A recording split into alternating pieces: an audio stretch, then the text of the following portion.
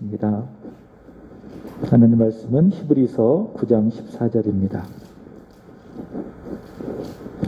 히브리서 9장 14절 우리 한 절 말씀입니다. 성경을 찾으시고 혹 없으신 분들은 앞에 화면을 보셔도 좋습니다. 우리 다 같이 읽겠습니다. 시작.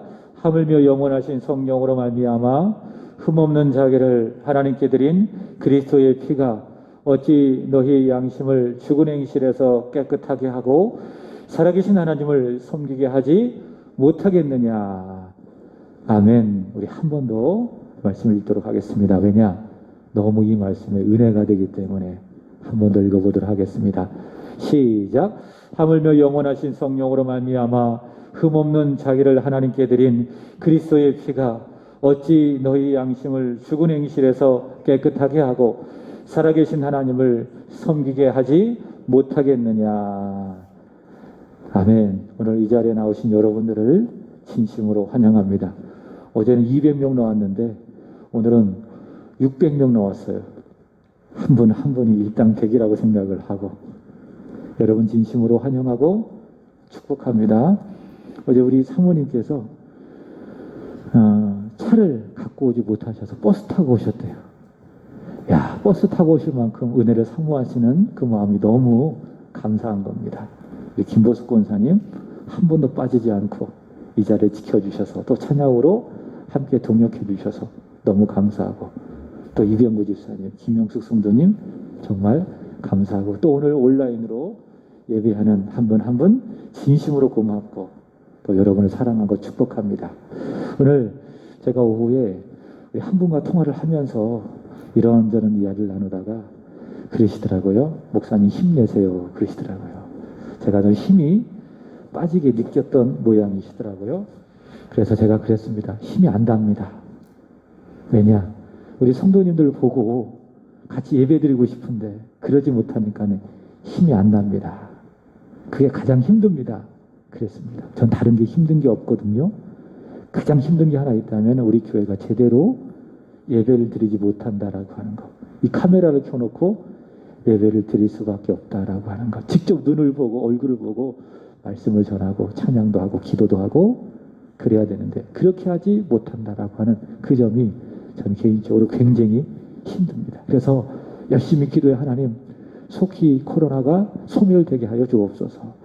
1월 17일까지 거리두기 2.5단계인데 17 이후가 되어지면은 우리 교회가 우리 성도들이 와서 비대면이 아니라 대면하여 예배를 드릴 수 있도록 도와주옵소서 기도하고 있습니다. 그리고 온라인 예배, 비대면 예배라고 하는 말이 이제는 좀 사라지는 그런 시대 속에서 좀 살아가고 싶다. 그런 마음을 하나님께 가지고 기도를 하고 있습니다. 자, 오늘은 피로 말미암는 예배라고 하는 제목으로 말씀을 전하도록 하겠습니다. 지금은 조금 편안하게 이야기할 수 있을 것 같아요.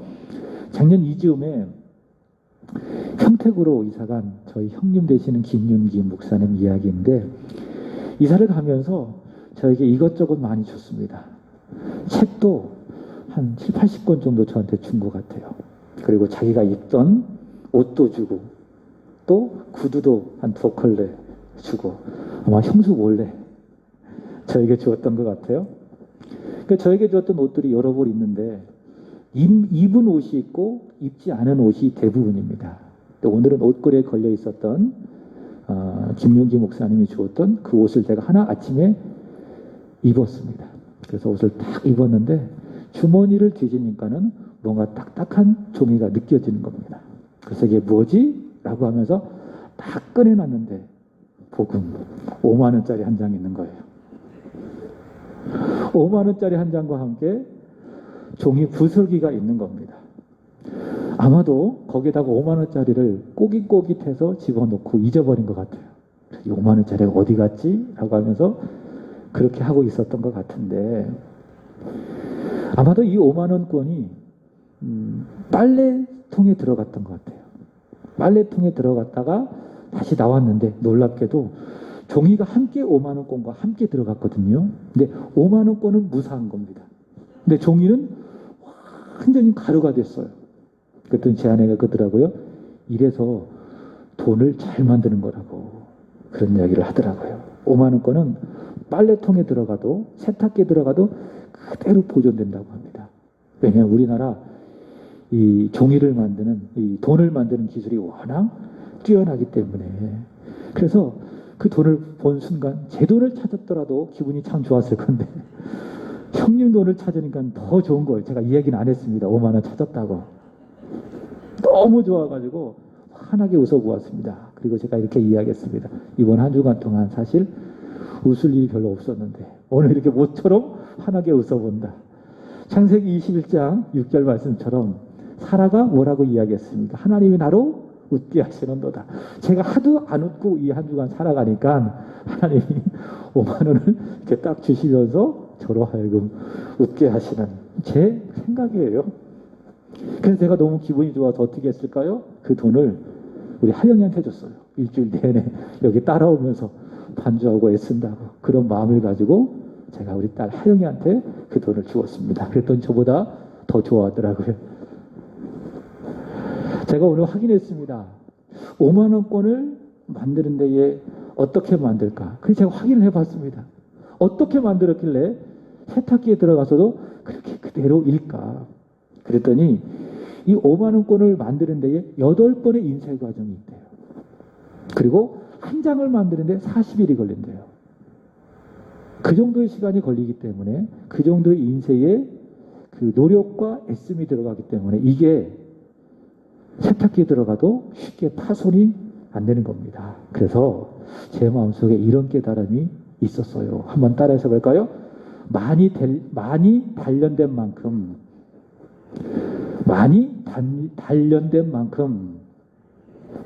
많이 강해진다. 그죠? 많이 단련되면 그만큼 강해지는 겁니다. 자, 오늘의 말씀의 제목은 피로 말미암는 예배인데요. 같은 원리로 여러분에게 이렇게 말씀을 드리고 싶습니다. 따라서 볼까요? 예배한 만큼 살아간다. 많이 단련된 만큼 많이 강해지는 것처럼 내가 예배한 만큼 살아가게 되는 겁니다. 예배한 만큼 살아간다. 단련이 중요하듯이 그만큼 내 삶 속에서도 무엇이 중요해요? 예배가 중요하다. 그러니까 내가 예배 드린 만큼 내가 살 수 있는 거예요. 저 뒤에 우리 김영수 성도님 있지만은 열심히 새벽에 와서 기도해요. 개인적으로 미안해요. 제가 새벽문을 닫아놔서 새벽에 자유롭게 오셔서 기도하시면 돼요. 대신 저녁에도 이렇게 기도하고 있는데 정말 열심히 오셔서 예배 드리시고 또 열심히 기도해요. 너무 힘들어 보이니까 누군가 그렇게 이야기했대요. 좀 집에 가서 쉬셔도 좋을 것 같다고. 그랬더니 그래도요. 제가 듣지는 않았지만 그래야 제가 살아요. 그런 얘기를 했더라고요. 정답이에요. 기도해야 삽니다. 기도한 만큼 살아가는 겁니다. 예배도 마찬가지예요. 내가 예배 드린 만큼 사는 거예요. 바꿔 이야기한다면 예배 안 드리고 우리 믿음의 사람들이 살 수 있어요? 없어요? 없습니다. 내가 예배 안 드리고 있음에도 불구하고 잘 살고 있다? 생각해 봐야 돼요. 나는 정말 구원받은 사람인가? 내가 정말 예수 믿고 거듭난 사람인가? 내가 하나님 앞에 예배 드린 만큼 내게 주어진 삶을 살아낼 수가 있습니다. 예배가 안 되면 제대로 살아갈 수가 없는 게 구원받은 사람이다 라고 하는 거예요. 예배가 중요하다. 자, 비슷한 말씀이 있습니다. 요한 3서 1장 2절 읽어보겠습니다. 시작. 사랑하는 자여 내 영혼이 잘됨같이 내가 범사에 잘되고 강건하기를 간구하노라. 여러분 이 말씀해 보시면 내 영혼이 먼저 잘돼야 그 다음에 뭐가 잘 됩니까? 범사가 잘되고 강건해지는 거예요. 이것은 믿음의 중요성을 강조한 말입니다. 먼저 하나님 앞에서 내 믿음이 바로 서야 그 다음 내가 살아가고 있는 범사가 잘 되고 강건해지는 거예요. 다른 측면으로 말한다면 범사가 막히고 어려워도 내게 믿음만 좋다면 영혼이 잘 된다면 그 어려움 잘 이겨낼 수 있습니다. 잘 감당할 수 있습니다. 지금 전하는 말씀의 내용을 적용해 본다면 우리가 예수의 피로 대속을 받았는데 대속의 목적은 거룩입니다. 그래서 거룩하게 살아야 되고 그래야 범사가 잘 되고 강건합니다. 어제 전했던 말씀, 피로 말미암는 화목. 먼저 하나님과의 나와의 관계 속에서 불화가 사라지고 예수로 피로 믿음으로 말미암아 내가 하나님과 화목해야 그 다음 범사가 잘 되고 강건해지는 겁니다. 오늘 말씀의 제목, 먼저 하나님 앞에 드려지는 내 예배가 잘 돼야 내 범사도 잘 되고 강건해지는 겁니다. 왜냐? 예배한 만큼 살아갈 수 있기 때문에. 그래서 예배를 잘 드린 사람은 그만큼 하나님 앞에서 바르고 힘있게 살아갈 수 있습니다. 그러나 예배 안 드리고 또 예배에 실패한 사람, 제대로 살아갈 수 없고 무능하게 살 수밖에 없습니다. 왜냐? 예배한 만큼 살아가기 때문에. 여러분, 내가 구원받고 하나님의 자녀가 되었다라는 사실에는 두 가지 열매가 있습니다. 제가 한번 말씀을 드렸죠. 첫 번째로는 예배입니다. 내가 예수 믿었어요. 구원받았어요. 그럼 내 안에, 내 삶 속에 분명한 열매가 있다. 그 첫 번째 예배다. 하나님을 예배하고 싶다. 전능하사 천지를 만드신 하나님 아버지를 예배하고 싶은 열렬한 마음이 내 마음속에 생기는 거예요.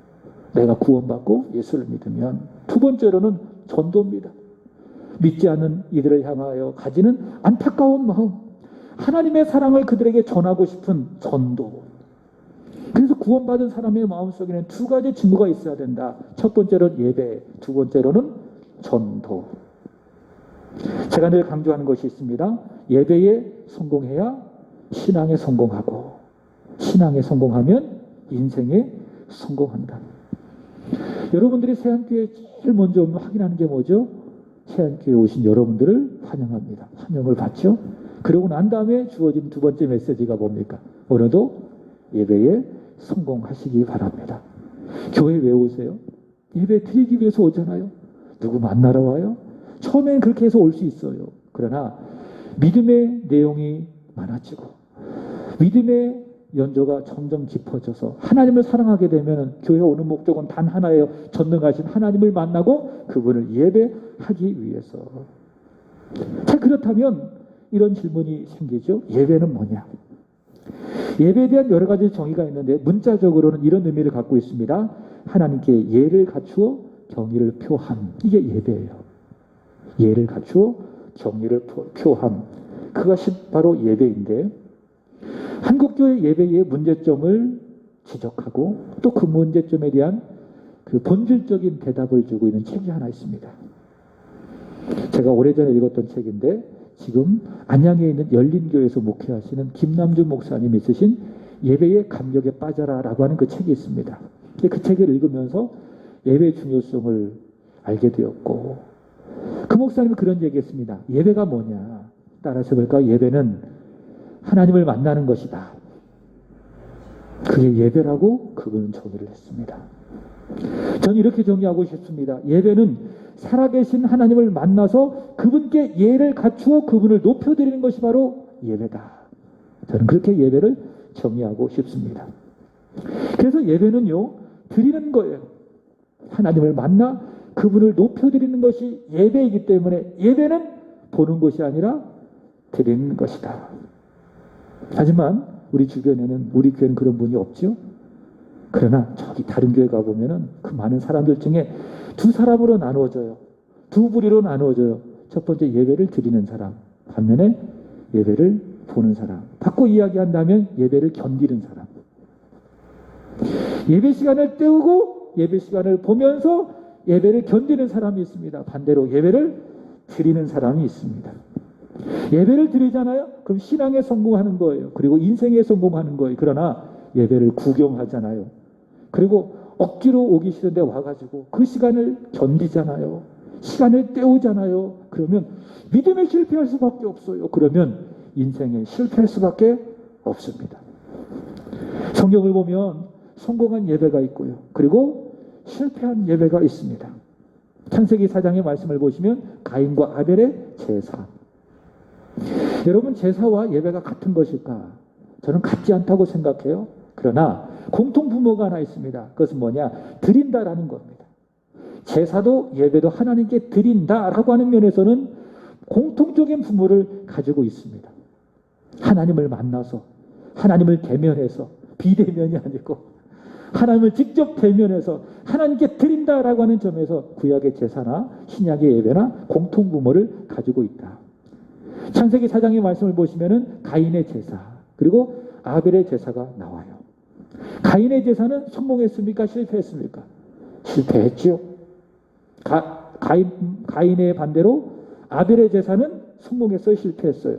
성공했죠. 자, 창세기 4장 4절 읽어보겠습니다.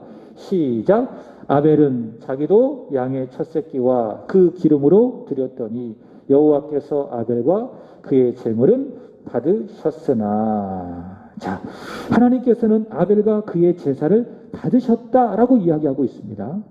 여러분 이 말씀을 잘 보세요.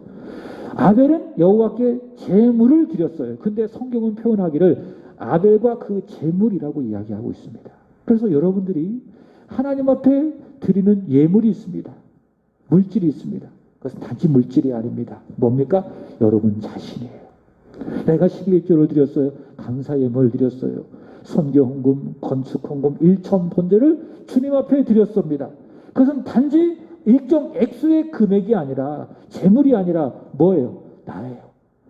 나를 하나님 앞에 드립니다라고 한 내 믿음의 신앙 고백이 그 재물이에요. 그래서 하나님께서 여기서 이야기하고 있는 것처럼 내가 재물을 드릴 때에 나와 그 재물을 받아주시는 겁니다. 하나님께서는 아벨과 그의 제물은 받으셨어요. 아벨은 성공한 제사를 드렸습니다. 그러나 가인의 제사는 그렇지 않습니다. 4장 5절 보시면 시작. 가인과 그의 제물은 받지 아니한지라 가인이 몹시 분하여 안색이 변하니. 자, 그래서요, 이 가인과 아벨의 제사를 보면 예배에는 두 가지의 종류가 있다. 제사에는 두 가지 종류가 있다. 하나님이 받으시는 예배, 성공한 예배가 있고, 반면에 하나님이 받지 아니하시는 예배, 실패한 예배가 있다라고 하는 겁니다. 모두가 한 자리에서 모여서 예배한다고 할지라도 그 예배가 하나님이 보실 때 다 받아진 것은 아니라 그 말입니다. 온라인으로 예배하든 이곳에 와서 예배하든 우리가 다 예배하고 있다면 그 예배 가운데에 다 하나님이 연락하시는가? 그건 아니라는 거예요. 어떤 예배는 받아지고 어떤 예배는 받아지지 않고, 어떤 사람의 예배는 하나님께서 받아주시고 어떤 사람의 예배는 하나님께서 받지 아니하시고, 우리는 가인과 제사를 통해서 그 사실을 확인할 수 있다라고 하는 겁니다. 자, 그렇다면 무엇이 예배에 있어서, 제사에 있어서 성공과 실패를 결정하는 것일까? 이 부분에 있어서 몇몇 신학자들이 재물의 문제라고 이야기하는 경우가 종종 있습니다. 예를 든다면 가인은 땅의 수산으로 하나님께 드렸기 때문에 재물의 문제가 있었다. 그러나 아벨은 그렇지 않다. 아벨은 양의 첫 새끼, 그러니까 처음 난 새끼를 하나님께 드렸기 때문에 그 재물 때문에 하나님께서는 아벨의 제사를 받으시고 또 가인의 제사는 받지 아니하셨다. 그렇게 해석하는 경우가 종종 있습니다. 자, 그렇지만 이 부분을 재해석하고 있는 히브리서 11장에서는 이렇게 이야기합니다. 자, 읽어보겠습니다. 시작. 믿음으로 아벨은 가인보다 더 나은 제사를 하나님께 드림으로 의로운 자라 하시는 증거를 얻었으니 하나님이 그 예물에 대하여 증언하심이라. 그가 죽었으나 그 믿음으로써 지금도 말하느니라. 여러분, 우리의 믿음만큼은 우리가 죽어도 이 세상에 남아 있습니다. 우리 대대 후손들에게 저와 여러분의 믿음을 끝까지 전해줄 수 있기를 축복합니다. 우리는 죽었으나 그 믿음은 여전히 살아있다. 아벨은 죽었지만 아벨의 믿음만큼은 지금도 살아있어서 우리에게 외치고 있다, 그 말입니다. 자, 아벨이 하나님께 제사를 드렸는데 그 제사가 연락되어진 목적은 히브리서 11장 4절에서 분명히 이야기하고 있습니다. 아벨은 무엇으로 드렸습니까? 믿음으로. 믿음의 문제. 그러니까 재물의 문제가 아니라 가인과 아벨의 제사의 성공과 실패의 여부는 재물의 문제가 아니라 무슨 문제라는 거예요? 믿음의 문제라는 거예요. 그래서 가인은 믿음 없이 제사를 드렸습니다. 그러나 아벨은 믿음 가지고 하나님 앞에 제사를 드렸습니다. 믿음 없이 드린 제사 하나님이 받지 아니하시고, 믿음 있는 제사 하나님이 받아주시고, 가인은요 믿음 없이 드렸습니다. 다른 말로 이야기한다면 자기 선행, 내가 이만큼 했으니까 하나님 나를 받아주시겠지, 자기 열심, 자기 생각, 자기 고집, 자기 가진 조건, 그것만 가지고 하나님 앞에 나아갔습니다. 근데 가인은 죄인이잖아요. 아담과 하와의 그 죄성을 그대로 물려받은 죄인이기 때문에 가인의 선한 마음을 갖고 있다 할지라도, 선한 열심을 갖고 있다 할지라도 그것이 하나님 보시기에 연락될 수가 없는 거예요. 하나님이 받을 수가 없는 거예요.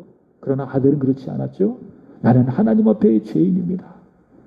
내 공로로, 내 모습으로는 하나님이 받지 아니함을 내가 믿습니다. 하나님 앞에 철저하게 자신을 감추고, 오늘날로 말한다면 십자가 뒤에 자신의 추하고 더러운 모든 모습들을 다 감추고 오직 믿음만 가지고 하나님 앞에 나아가 제사를 드렸습니다. 그러니 하나님은 믿음으로 드려지는 아벨의 제사를 받아주신 것이죠. 그러면 이런 문제가 생겨요. 아벨은 어떤 믿음을 가졌느냐? 여러분 주 예수 그리스도를 믿고 있는데 어떤 믿음을 갖고 여기까지 오셨어요? 그리고 앞으로 어떤 믿음을 가지고 여러분은 여러분에게 주어진 믿음의 여정, 믿음의 삶, 교회를 섬겨가는 이 삶을 살아가기를 원하세요. 아벨은요, 믿음이 있었습니다. 제사할 때에 어떤 믿음이 있었는가 하면 이번 한 주간 동안 외쳤던 피에 대한 믿음이 있었습니다. 그리스도에 대한 피에 대한 믿음이 있었습니다. 그 믿음을 가지고 하나님께 가서 제사를 드렸습니다. 아벨이요, 키웠던 그 양의 첫 새끼를 잡았잖아요. 그리고 그 기름을 하나님께 드렸잖아요. 첫 새끼와 그 기름. 첫 새끼를 잡을 때에 아벨이 보았던 게 뭘까요? 피를 보았겠죠. 그렇죠? 양에서 흐르는 그 피를 보면서 아벨의 마음속에는 장차 오실 그리스도에 대한 피를 보았을 거예요. 아벨의 어머니가 누굽니까? 아버지는 누굽니까? 아담과 하와. 아담과 하와에게 하나님께서 하신 약속이 있습니다. 범죄하였을 때에. 그것이 뭐냐? 창세기 3장 15절의 말씀 보시면 너희를 구원할 여자의 후손 그리스도를 보낼 것이다 라는 그 약속을 그들은 받았습니다. 나중에 꼭 확인해 보세요. 창세기 3장 15절. 아담과 하와가 가지고 있는 믿음. 우리가 이렇게 죄인이지만은 우리를 죄로부터 구원할 그리스도가 오신다. 그분께서 우리를 대신하여 죽으실 것이다. 그리스도에 대한 그 믿음이 있었어요. 하나님의 말씀을 듣고 그 믿음을 누구에게 전수해 줬을까요? 그의 자녀 아벨에게 전수를 해줬겠죠. 그리스도를 너희 죄를 위하여, 너희 죄를 구원하기 위하여 보낼 거야. 그 믿음을 아벨에게 그대로 전수해 주었습니다. 그분이 너를 위하여, 너희 죄를 위하여 피를 흘릴 거야. 이 복음을 전해 주었겠죠. 그래서 아벨은 양의 첫 새끼를 잡으면서 그 피를 보았고, 그 피를 보면서 누구를 소망했을까요? 내 죄를 살 분 그리스도, 그리스도의 피를 바라보면서 그 피를 의지하면서 나는 죄인이지만은 이 양의 흘린 그 피가 상징하는 그리스도께서 오시면은 그분이 나를 대신하여 흘리신 그 피로 말미암아 하나님이 나를 받아주실 것이다 라고 하는 그 믿음을 가지고 하나님께 제사를 드리는 거예요. 그리스도의 피를 믿는 그 믿음을 가지고 하나님 앞에 나아가 제사를 드리니까 하나님이 어떻게 하신 겁니까? 아벨과 그의 재물은 받아주신 거예요. 가인의 재물에 문제가 있어서 절대로 그렇지 않아요. 가인은 믿음이 없었습니다. 그리스도에 대한 피에 대한 믿음이 없었습니다.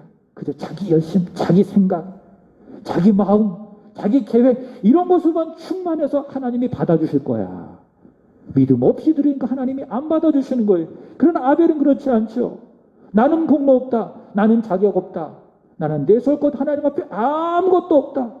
그러나 내가 오직 의지할 것 하나, 그리스도. 그분의 피, 이것 하나만 의지하며 하나님 앞에 나아갔어요. 믿음으로 나아갔어요. 하나님이 그 믿음 보시고 기뻐하시고 성경이 이야기하고 있는 것처럼 아벨과 그의 재물은 받아주시는 겁니다. 오늘 우리가 드려지는 모든 예배도 마찬가지입니다. 우리는 모든 예배를 믿음으로 드려야 돼요. 믿음으로. 믿음이 없는 예배는 다 보는 거예요.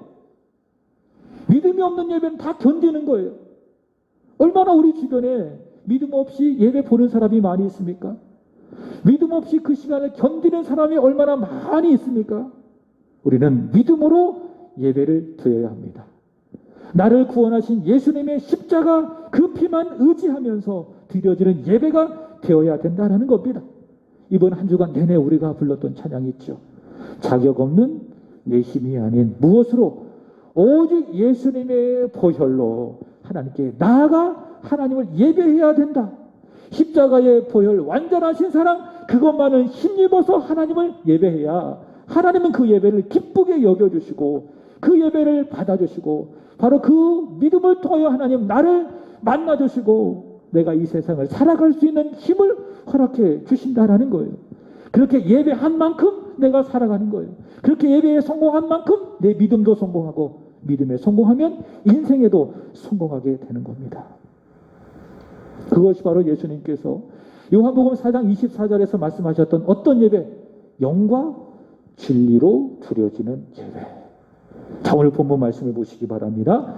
히브리서 9장 14절 다시 한번 읽어보겠습니다. 시작. 하물며 영원하신 성령으로 말미암아 흠없는 자기를 드린 하나님께 드린 그리스도의 피가 어찌 너희 양심을 죽은 행실에서 깨끗하게 하고 살아계신 하나님을 섬기게 하지 못하겠느냐. 자, 먼저 보시면 예수님께서 피를 흘려서 십자가에서 자신을 드린 것은 자, 히브리서 기자가 말하고 있는 것처럼 성령으로 말미암아 됐대요.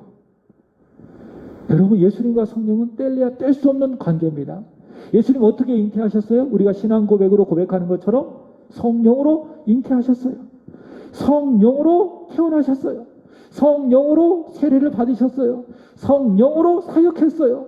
성령으로 고난받으시고 성령으로 십자가에서 죽으셨어요. 그래서 십자가는 예수 그리스도를 십자가에서 죽게 만드셨어요. 그게 성령이세요. 그리고 성령은 어떤 영이십니까? 예수님을 죄와 사망에 부활하게 하신 영, 성령으로 부활하셨어요. 그리고 성령으로 승천하시고 성령으로 이 세상에 다시 오실 것입니다. 그래서 성령이 역사하기 때문에 예수 그리스도의 구속의 사건이 2000년 전에 일어났던 그 구속의 사건이 성령이시기 때문에 모든 시간과 공간을 뛰어넘어서 그것을 믿는 자에게 역사하게 되는 거예요. 성령이 그런 영이시니까. 성령은 시간과 공간을 초월하신 영 아니겠습니까? 2000년 전에 일으키셨던 예수 그리스도의 그 복음의 역사, 그래서 오늘 나에게 이루어지는 오늘 현재의 사건으로 만들어 가시는 분이 누구시다? 성령님이시다. 성령님에 내 안에 들어오면 성령에 충만하면 예수 십자가로 충만한 거예요. 부활의 능력으로 충만한 거예요. 그게 성령이에요. 성령은 달리 성령이 아니에요. 뭐 방언하고 입신하고 병고침 받고 이것만이 성령의 역사가 아니라 성령의 본질적인 역사가 나로 예수님을 믿게 하는 거예요. 그분이 나를 위해서 십자가에서 죽으셨구나. 그분이 죄와 사망의 권세를 이기시고 다시 부활하셨구나 라는 그 사실을 오늘 나에게 믿게 하시고 그분을 위해서 살아가게 하시는 영이 누구시다? 성령님이시다 라고 하는 겁니다. 자, 성령으로 예수께서 흘리신 그 십자가의 피가, 그죠? 그 피가 효력이 있는데 그 십자가의 피를 성령께서 역사하시니까는 보세요. 너희 양심을 죽은 행실에서 어떻게 하고 깨끗하게 하고, 앞서 말씀을 드렸지 않습니까? 성령으로 말미암아 죄 씻음 받는 거예요. 죽은 행실에서 양심의 성령의 역사하시니까는 그 피를 나에게 적용시켜 주셔서 깨끗하게 만들어 주시는 거예요. 잿물로도 안 되고 비누로도 씻을 수 없는 내 모든 죄가 성령이 역사하니까는 그 피로 말미암아 내 모든 죄를 씻어 나가게 하는 것이고, 그 다음 중요한 말씀인데, 살아계신 하나님을 섬기게 하지 못하겠느냐. 자, 여기서 섬기게라고 하는 말을 제가 영어 성경에 찾아보니까 이렇게 번역하고 있습니다. serve 이렇게 이야기하더라고요. 그 serve가 뭐냐? serve가 뭐예요? 하나님을 섬기는 것이 serve인데 그게 뭐죠? 예배. 그래서 예배를 보통 영어는 두 가지 단어를 씁니다. worship이라는 단어. 그 다음에 두 번째는 service 이렇게 이야기합니다. 그게 예배. 그러니까 그리스도의 피가 우리로 하여금 살아계신 하나님을 예배하게 만든다 그 말이에요. 그러니까 그리스도의 피를 통해서 우리는 살아계신 하나님을 예배한다. 그리스도의 피를 의지하면서 우리가 하나님 앞에 나아갈 때에 예배를 통해서 우리는 살아계신 하나님을 만나고 그 하나님을 예배하게 된다라고 하는 거예요. 그래서 피는 말씀드렸던 것처럼 우리를 대속하는 하나님의 능력이고 우리를 거룩하게 하시는 하나님의 능력이고 그리스도의 피는 우리로 하여금 하나님과 관계 속에서 불화를 몰아내고 하나님과 화목하게 하시는 하나님의 능력이고 오늘 말씀에 의한다면 그리스도의 피는 우리로 하여금 살아계신 하나님을 예배하게 하는 하나님의 능력이다라는 거예요. 여러분 피에 대한 믿음을 굳게 하십시오.